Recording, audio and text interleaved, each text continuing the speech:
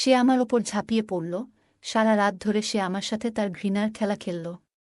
সকাল হলে আমি ক্লান্ত ও বিধ্বস্ত ছিলাম।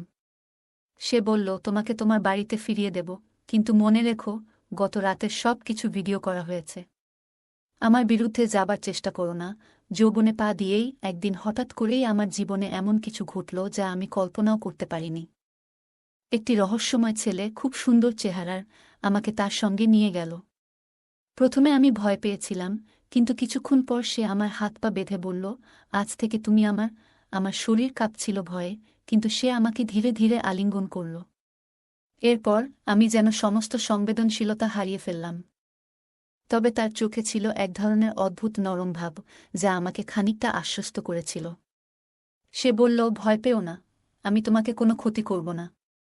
আমি শুধু চাই তুমি আমার সাথে থাকো সবসময়। তার কণ্ঠে ছিল এক ধরনের নিষ্ঠুরতা, আবার সেই সঙ্গে গভীর ভালোবাসা। আমার গল্পগুলো তোমরা শুনো, কিন্তু সাবস্ক্রাইব করো না।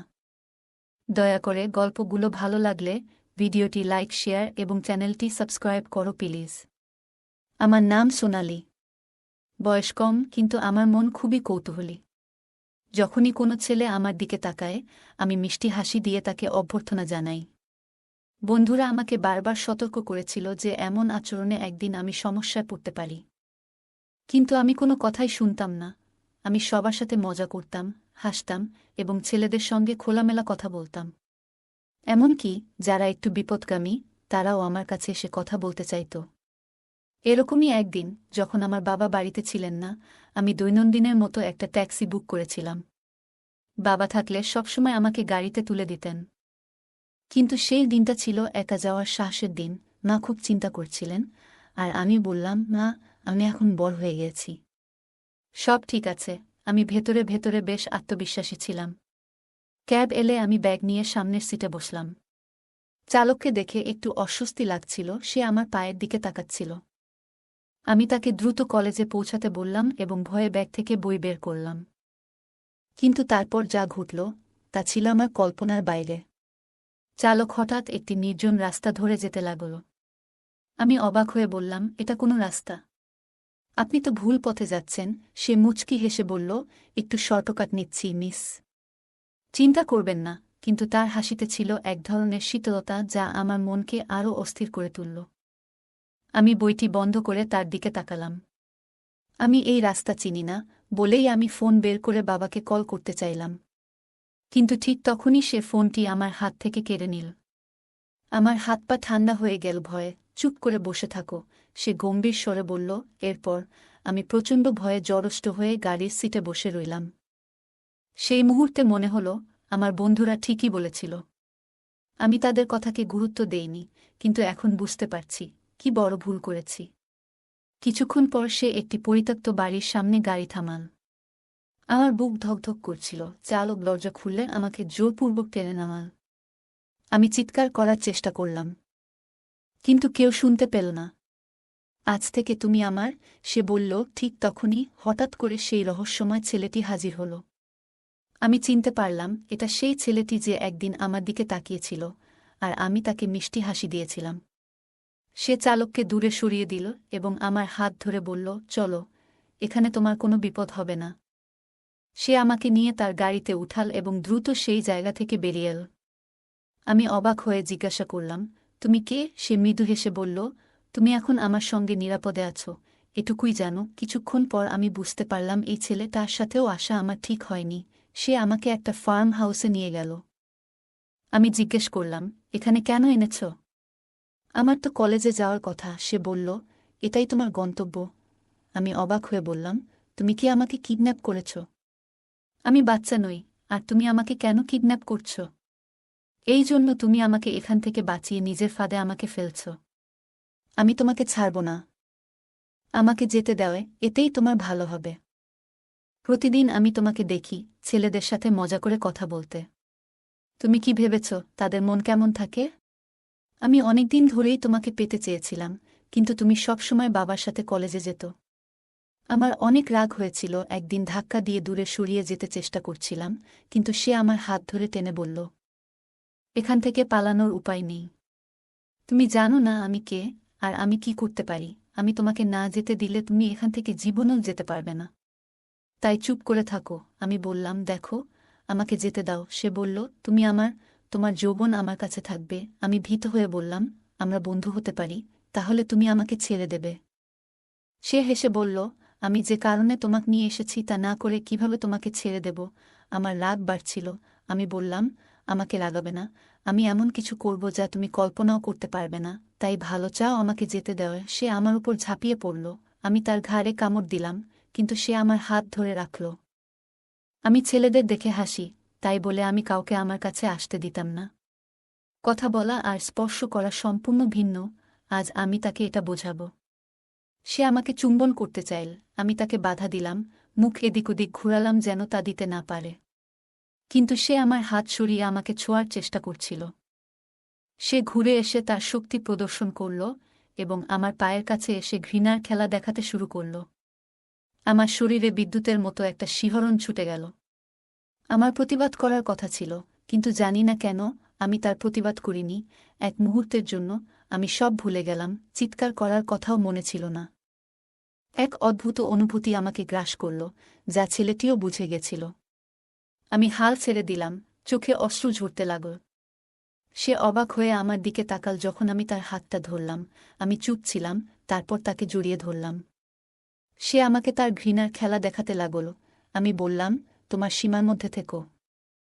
আমি তোমার গোলাম না। ছেলেটি আমার কথা শুনে নিজেকে সংযত করল। কিছুক্ষণ পর সে বলল, তুমি বসো, আমি চা বানাচ্ছি। সে চা নিয়ে এলো। আমি জানতাম না সে কে, কিন্তু তাকে বিশ্বাস করতে শুরু করেছিলাম।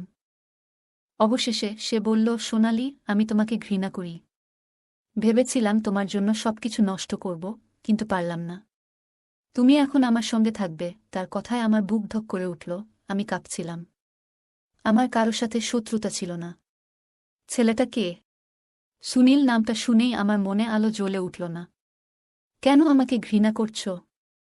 আমি তো কারো শত্রু নই। সে বলল, তোমার চোখেই সব বুঝে গেছি। সে রাগান্বিতভাবে আমার দিকে তাকাল এবং আবার তার ভালোবাসা দেখাতে লাগল। আমি নিজেকে সমর্থন করার চেষ্টা করলাম। রাত হয়ে আসছিল। আমি চিন্তিত ছিলাম। পরিবারের সবাই আমাকে খুঁজছে। আমি বললাম, দেখো, আমাকে ছেড়ে দাও। মা খুব কাঁদছে। আমার ভাই নিশ্চয়ই ভীষণ চিন্তিত। সে রেগে গিয়ে বলল, তোমার কি মনে হয় আমি অন্যের কথা শুনি? আমি বললাম, আমাকে সব বলো, হয়তো আমি সাহায্য করতে পারি। সে বলল, তোমার শরীরেও যে নোংরা রক্ত প্রবাহিত হচ্ছে, আমাকে লাগিও না, নইলে তোমার সম্মান নষ্ট করে দেব। আমি বললাম, আর কি বাদ রাখছ? আমি এখান থেকে বের হলেই তো সবাই জানতে পারবে আমার সাথে কি হয়েছে। তুমি আমার সব কিছু নষ্ট করে দিলে, এখন আবার কি করার বাকি আছে? সে রাগ করে রুম থেকে বেরিয়ে গেল। আমি আর নিজেকে সামলাতে পারছিলাম না। আমি কাঁদতে শুরু করলাম এবং রুমে কিছু প্রমাণ খুঁজতে লাগলাম। একটা ছবি পেলাম যেখানে একটা মেয়ে আছে। মনে হলো মেয়েটা তার বান্ধবী। আমি ভাবলাম, ছবিটা দেখিয়ে তাকে ব্ল্যাকমেইল করতে পারি। বিছানায় বসেছিলাম আর ভাবছিলাম, আমার জীবনটা মনে হয় এখানেই শেষ হয়ে যাবে। আর আমি কাউকে আমার মুখ দেখাতে পারব না। কিছুক্ষণ পর ছেলেটা দরজা খুলে আমার কাছে এসে বলল, কাঁদছ কেন? আমার চোখ লাল ছিল। আমি ছবিটা দেখিয়ে বললাম, তুমি আমাকে কিডন্যাপ করেছ কেন? যদি তোমার বান্ধবী জানতে পারে, কত কষ্ট পাবে। হঠাৎ সে আমার হাত থেকে ছবিটা ছিনিয়ে নিল। ছেলেটি ছবিটার দিকে তাকিয়েছিল, তার চোখ ভিজে গেল। আমি ওর কাছে এসে জিজ্ঞেস করলাম, কি হয়েছে? সে বলল, এই ছবিতে যে আছে সে আমার বোন হয়। তারপর সে বলল, চলো ডাইনিং টেবিলে বসি। আমি জিজ্ঞেস করলাম, তোমার বোনের বিয়ে কি হয়ে গেছে? সে উত্তরে বলল, আমার বোন আর বেঁচে নেই, আর তার মৃত্যুর জন্য তোমরা দায়ী। আমার চোখে জল এসে গেল। আমি বললাম, কি বলছ? আমি তোমার বোনকে চিনি না। তুমি ভুল বুঝছ। সুনীল বলল, তোমার ভাই আমার বোনের সাথে প্রতারণা করেছে, তাকে গর্ভবতী করে ছেড়ে দিয়েছে। আমার বোন অপমান সহ্য করতে না পেরে আত্মহত্যা করেছে। আমি বললাম, আমার ভাই এমনটা করতে পারে না। রাজীব বলল, তোমার ভাইয়ের জন্য আমার বোনকে সমাজের অপমান সইতে হয়েছে। তাই আমি প্রতিশোধ নিতে চেয়েছি। তোমাকে অপমান করতে চেয়েছিলাম। আমি বললাম, তুমি যা খুশি কর, কিন্তু আমি তোমার সন্তানের মা হতে রাজি আছি। তোমার বোনের মতো আমি আত্মহত্যা করব না। তারপর আমি রুমে চলে এলাম। রাগে আমি কাঁপছিলাম। আমি তার রুমে এসে বললাম, তোমার বোনের মৃত্যু ফেরানো সম্ভব নয়। কিন্তু সব দোষ আমার ভাইয়ের নয়, তোমার বোনেরও ছিল। সে আমার ওপর ঝাঁপিয়ে পড়ল, তার সমস্ত ঘৃণা প্রকাশ করল। আমি বাধা দিইনি, তার ব্যথা মুছে ফেলতে চেয়েছিলাম। সারা রাত ধরে সে আমার সাথে তার ঘৃণার খেলা খেলল। সকাল হলে আমি ক্লান্ত ও বিধ্বস্ত ছিলাম। সে বলল, তোমাকে তোমার বাড়িতে ফিরিয়ে দেব, কিন্তু মনে রেখো, গত রাতের সব কিছু ভিডিও করা হয়েছে। আমার বিরুদ্ধে যাবার চেষ্টা করো না। আমাকে তার গাড়িতে করে বাড়ি নিয়ে এলো। বলল, তুমি নামো, কিন্তু আমি তোমার বাড়ির ভেতরে আসব। আমি অবাক হয়ে গেলাম। সে আমার সাথে ভেতরে ঢুকল। বাবা মা, ভাই সবাই আমাকে দেখে প্রশ্ন করতে লাগল, কোথায় ছিলে সারা রাত? সুনীল আমার ভাইকে বলল, আমার বোনকে যারা কষ্ট দিয়েছে তাদের শাস্তি দেওয়া হয়েছে। আমার ভাই অবাক হয়ে বলল, তুমি কি করে আমার বোনের কাছে এলেই? সুনীল বলল, তোমার বোনের জীবন নষ্ট করেছি, এখন এটাই তোমাদের শাস্তি। আমি নিজেকে আত্মহত্যা থেকে বাঁচালাম, প্রতিশোধ নেওয়ার পরিকল্পনা না করেই। আমার মা এসে জিজ্ঞেস করলেন, এটা কি নিষ্ঠুর? আমি বললাম, এই লোকটি আমার সাথে যা করেছে তা কোনোমতেই সঠিক নয়। মা, আমি সুনীলকে ভালোবাসতে শুরু করেছি, যদিও সে আমাকে তার ভাইয়ের অপরাধের জন্য দোষারোপ করেছিল এবং তার সাথে প্রতিশোধ নিতে চেয়েছিল। কিন্তু সেদিন সে আমার সাথে এসব বাধ্য হয়েই করেছিল, কারণ তার মাথায় শুধু তার বোনের মৃত্যুর প্রতিশোধ ঘুরছিল। কিন্তু সে আমার সাথে ভালো ব্যবহারই করেছিল।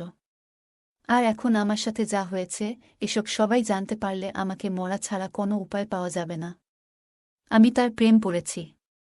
আমার কথা শুনে আমার মা অবাক হয়ে গেল আর বলল, সুলিন কি রাজি হবে? আমি বললাম, হ্যাঁ, মনে হয় রাজি হবে, কারণ সেদিন রাতে এসব ঘটনার পর আমি তার চোখে আমার প্রতি ভালোবাসা দেখেছি। তারপর আমার মা বলল, দেখো, তোর যা ভালো মনে হয়। কয়েকদিন পর সুনীল আমাদের বাড়িতে আসলো। আমি তাকে দেখে অবাক হয়ে গেলাম আর তাকে দেখে কান্না চলে আসলো আর কাঁদছিলাম। আমার কান্না দেখে সুনীল আমার হাত ধরে বলল, সোনালি, আমিও তোমায় ভালোবাসি, কিন্তু আমার বোনের মৃত্যুর কারণে আমি প্রতিশোধ চেয়েছিলাম। তোমার ভাইয়ের জন্য আমি কষ্ট পেয়েছি, কিন্তু তুমি নির্দোষ। আমার তোমার সাথে এসব কিছু কাজ করা ঠিক হয়নি, আমি এখন বুঝতে পাইতেছি। আমাকে মাফ করে দেওয়ায়। তোমার ভাইয়ের প্রতি রাগ আমি তোমার কাছে দেখিয়েছিলাম। আমাকে মাফ করে দেওয়ায়। তার চোখে জল ছিল। আমি বললাম, তাহলে এখন কি হবে? সে বলল, আমরা দুজনই একে অপরকে ভালোবাসি, বাকি শুধু বিয়ে করা। আমরা দুজনেই বাড়ি থেকে বেরিয়ে গেলাম এবং আমার পরিবারের সদস্যরা আমাদের দিকে তাকিয়ে থাকল। এখন আমি খুশি, কারণ যার কারণে আমার জীবনটা নষ্ট হওয়ার পথে ছিল সেই আমার জীবনটা ঠিক করে দিল। আমরা বিয়ে করে চেয়েছিলাম, এখন আমরা একসঙ্গে সুখে সংসার করছি। সে আমাকে অনেক ভালোবাসে। গল্পটা কেমন লাগলো জানাতে ভুলবে না। আরও মজার মজার রোমান্টিক গল্প শুনতে চাইলে ভিডিওটি লাইক, শেয়ার এবং চ্যানেলটি সাবস্ক্রাইব করতে এবং বেল আইকনটি টিপতে ভুলবে না। ধন্যবাদ।